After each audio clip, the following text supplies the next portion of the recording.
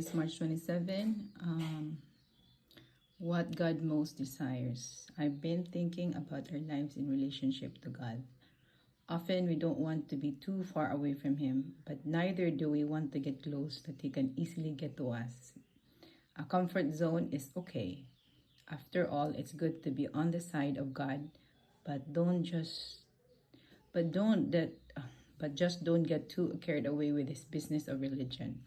Why are we afraid of getting too close to God or letting Him get too close to us?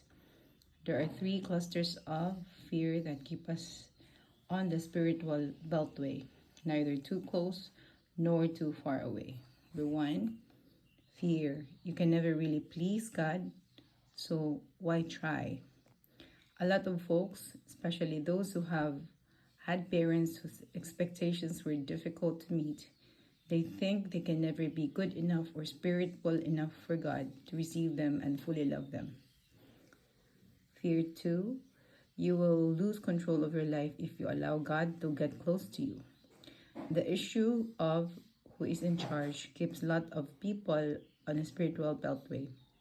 Yes, they want to be close enough to get God's attention when things get desperate, but not so close that they can't make a spiritual detour.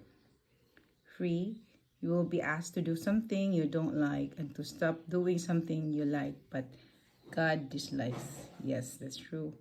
But most of our fears are irrational and without foundation. God is a loving Father who wants the best for us.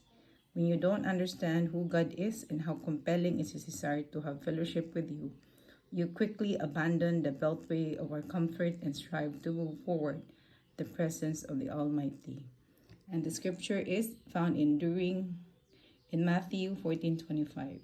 During the fourth watch of the night, Jesus went out to them walking on the lake.